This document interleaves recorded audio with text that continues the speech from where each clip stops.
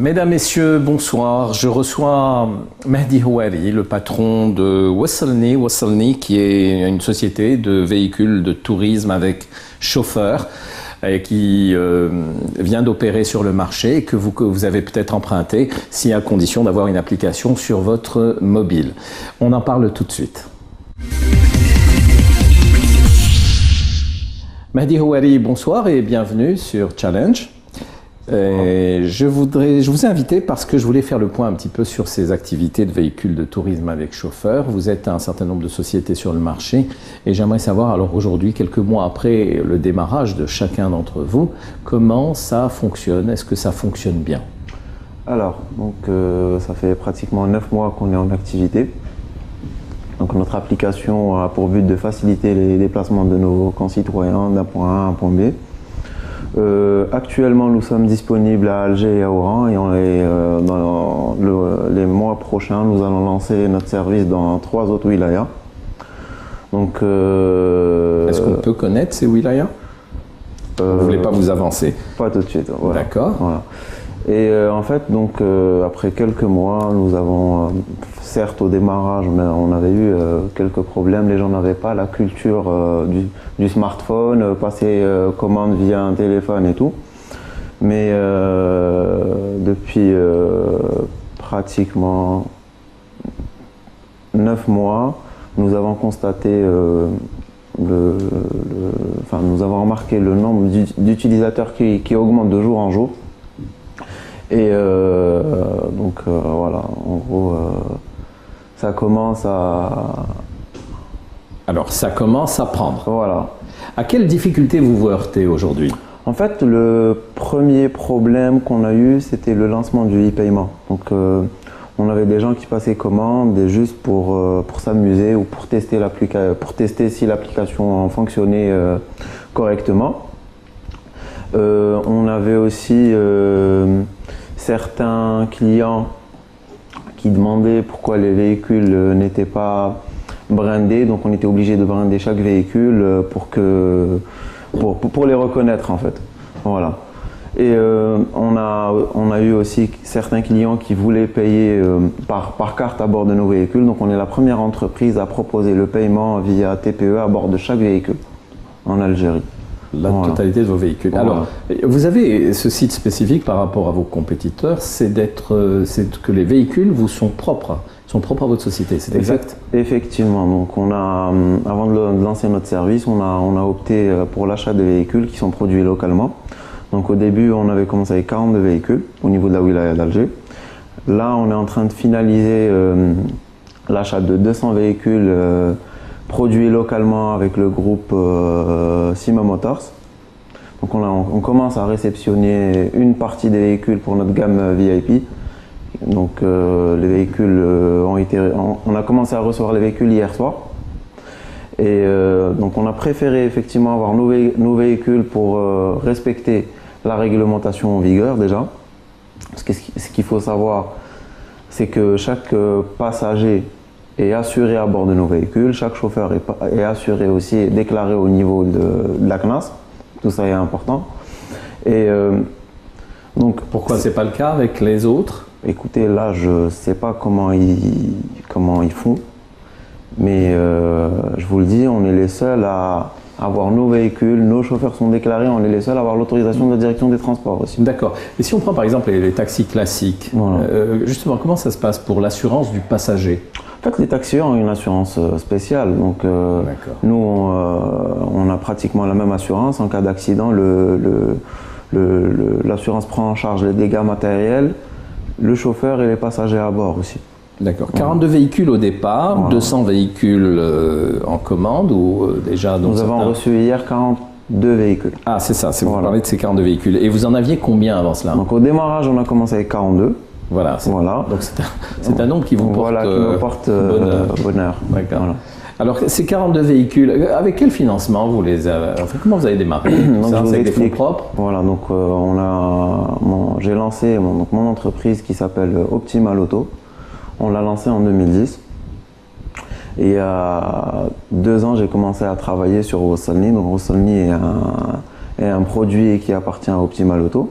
Mais Optimal Auto, avec quelle vocation au départ? Donc au début, c'était une entreprise de location de véhicules. Donc finalement, il y a un cheminement qui est à peu près compréhensible. Hein, voilà, ça en reste toujours dans le transport. Donc, et comment se fait-il que vous ayez tous démarré au même moment? Qu'est-ce qui a fait tilt? C'est quoi? C'est l'avènement, enfin c'est le débit, le débit d'Internet ou des opérateurs qui s'est facilité? Écoutez, moi j'avais déjà testé ce concept à l'étranger, dans plusieurs grandes villes dans le monde.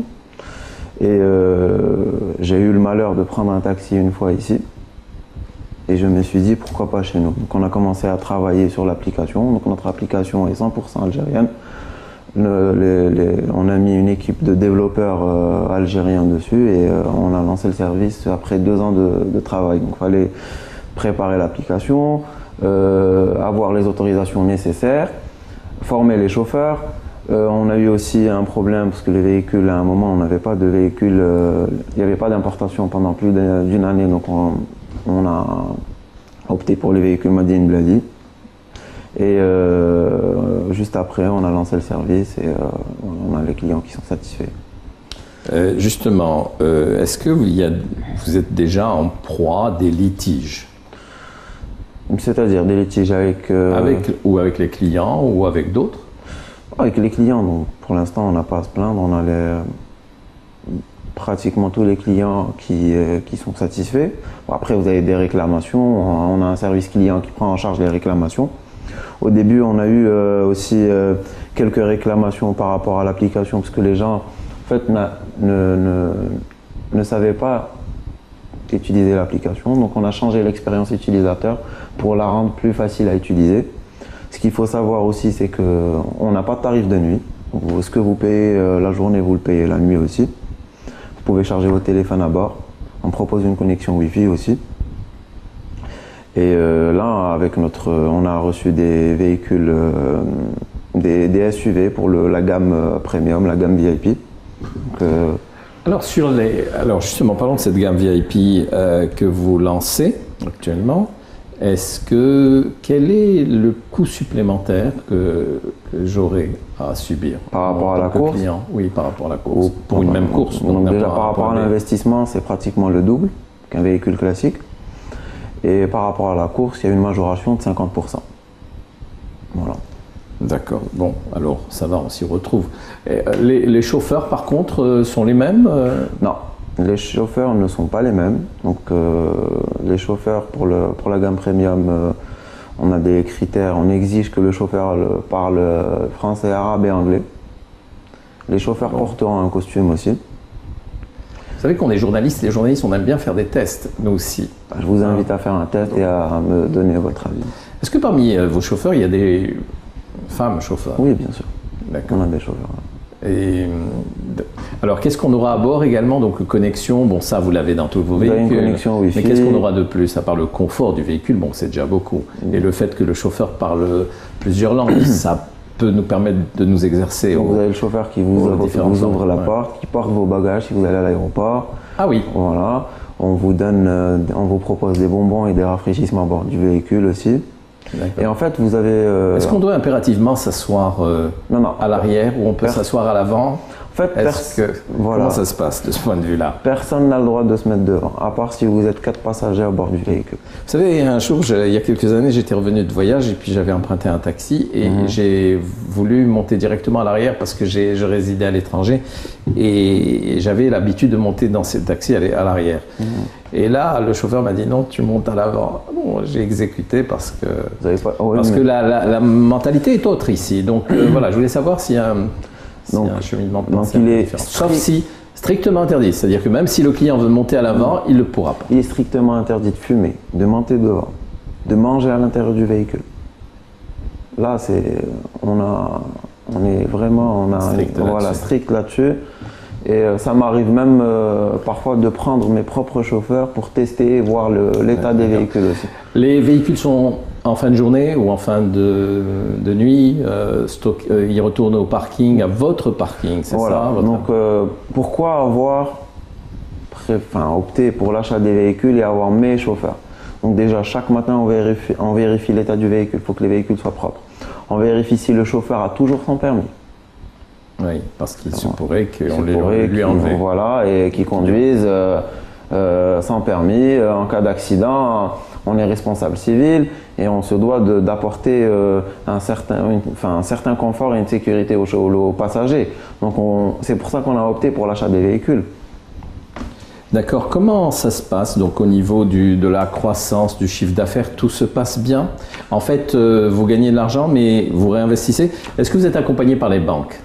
Oui, j'ai une banque qui m'accompagne depuis la création de mon entreprise en 2010 et qui me suit dans mes différents projets. Donc effectivement, oui, en tant qu'entreprise, on est censé faire fructifier le business.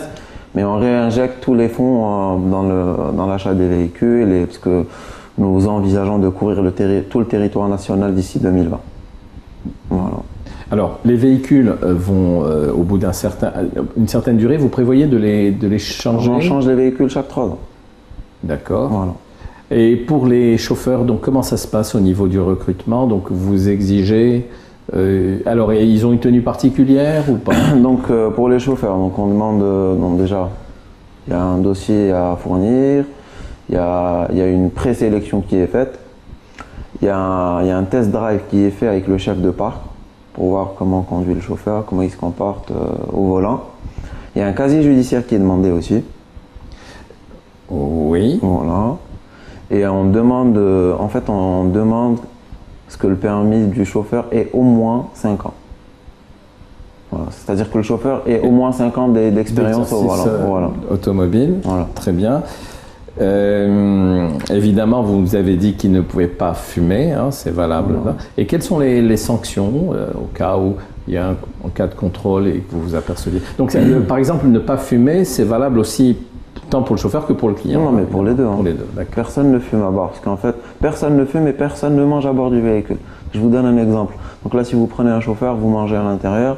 C'est des gens qui oublient de prendre les restes et tout. Vous avez quelqu'un qui prend un chauffeur juste après. Il monte dans un véhicule sale, un véhicule qui sent la cigarette. Non. Est-ce qu'on peut trouver des magazines à bord? Prochainement, on va mettre à la disposition des clients une présélection pour écouter n'importe quelle musique qu'il aimerait écouter. On proposera prochainement aussi de passer de la publicité à l'intérieur des véhicules. Je ne sais pas si vous avez remarqué, on a posé des écrans LED sur les véhicules aussi. Donc on mettra à la disposition des clients aussi des tablettes. Et qu'est-ce que... Des tablettes. Des tablettes. Donc, au lieu d'avoir des journaux, d'accord, on préfère mettre à leur disposition des tablettes et ils pourront lire le journal ou aller sur Internet via ces tablettes. Ah mais vous allez loin avec les tablettes, c'est bien, c'est moderne. Et puis c'est vrai que les magazines ont tendance après à être écornés, tout ça, ce qui ne sera pas le cas de la tablette. Non, même d'un point de vue écologique aussi. Oui, pour favoriser l'électronique, oui, mais vous allez faire perdre de l'emploi à certains magazines. Bien, tout ça est bien. Comment ça se passe avec les taxis, alors les taxis classiques, ils ne commencent pas à s'énerver de vous voir activer intensément comme ça? Écoutez, la concurrence existe partout dans le monde. Il faut innover, apporter un plus.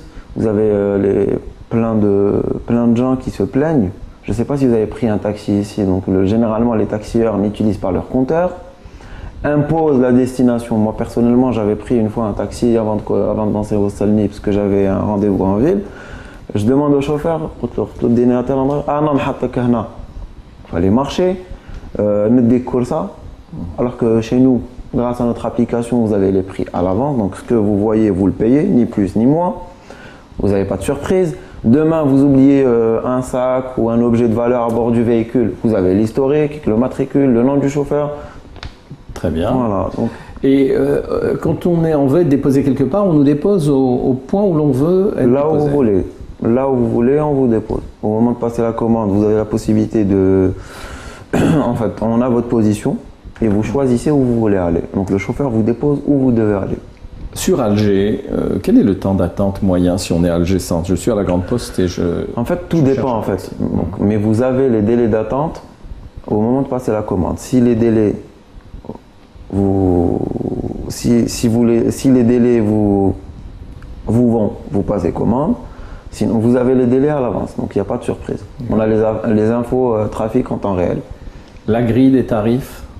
Donc une course commence à partir de 250 dinars et pour aller à l'aéroport, je vous donne un exemple, de Ben Aknoun à l'aéroport, vous payez 800 dinars. Ce qui revient toujours moins cher. Moins cher. Par contre, si je prends le VIP, ça va me coûter 1200 dinars. 1200 dinars, c'est majoré de 50%. Et peut-être avec un temps d'attente supérieur? Non, on a fait le nécessaire, on a reçu 40 véhicules. Donc dans un premier... Donc, on va lancer les 40 véhicules pour la wilaya d'Alger.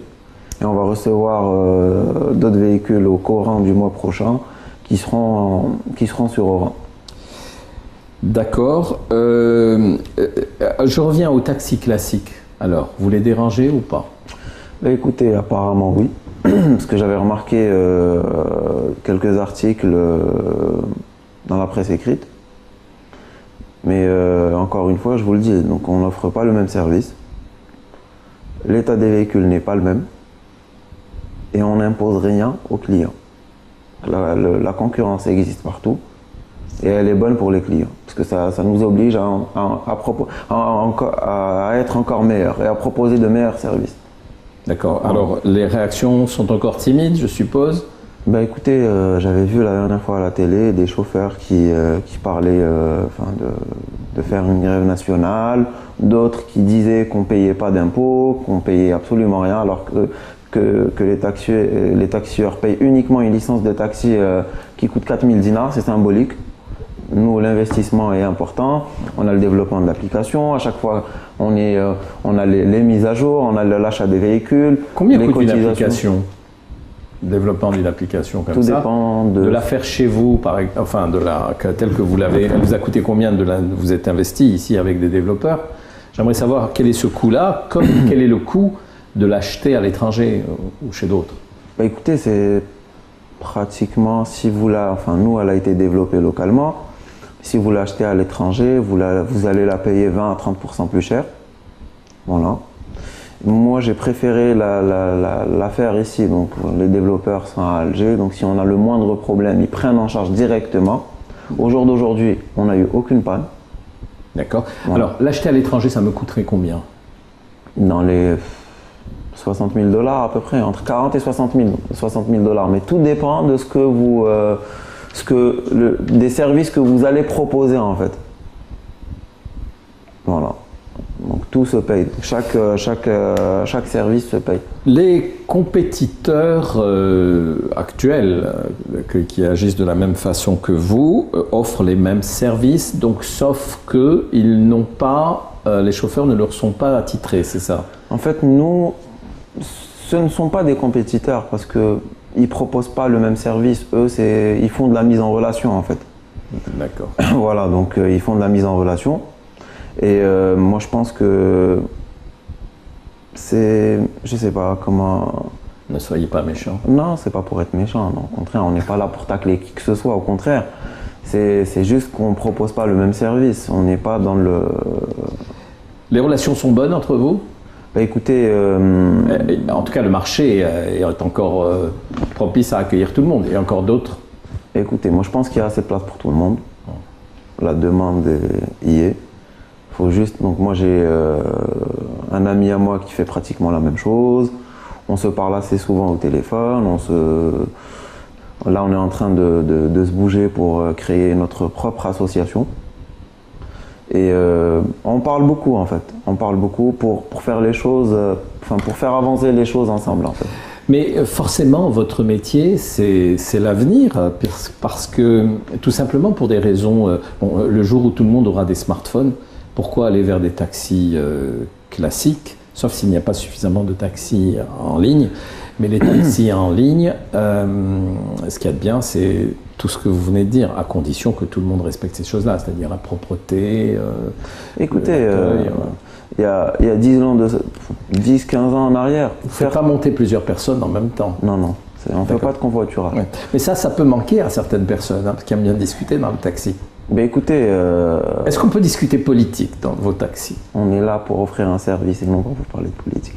D'accord, donc vous leur demandez aux chauffeurs d'être sobres dans la discussion? Non, les chauffeurs répondent aux questions des clients.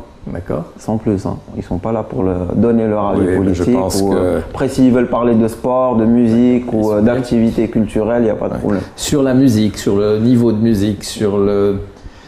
Comment ça se passe? En fait, le chauffeur déjà propose au client s'il veut que le poste radio soit allumé ou pas, s'il veut que la clim soit allumée aussi. Vous lui apprenez toutes ces bonnes manières, c'est-à-dire à chaque fois poser la question au client. Bien sûr. Bonjour monsieur, bienvenue à bord de Wassalni.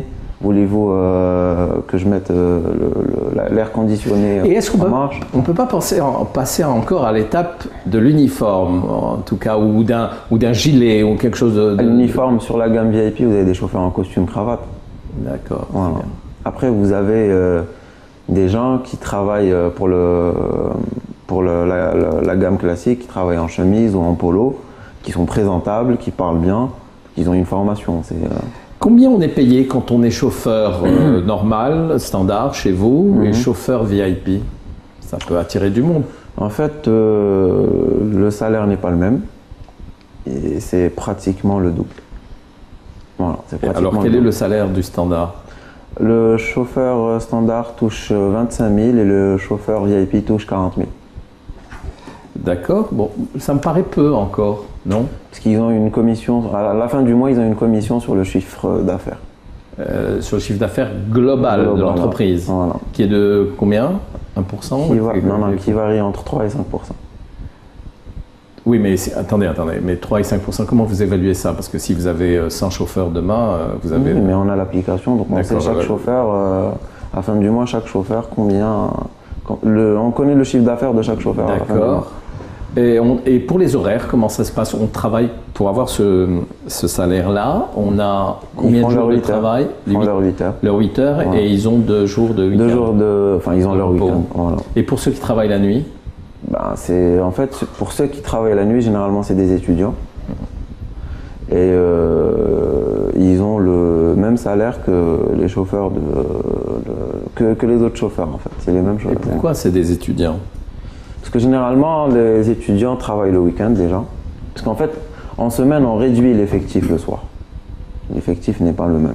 Si quelqu'un veut travailler 24 heures, vous l'interdisez? C'est pas possible. On n'a pas le droit. D'accord.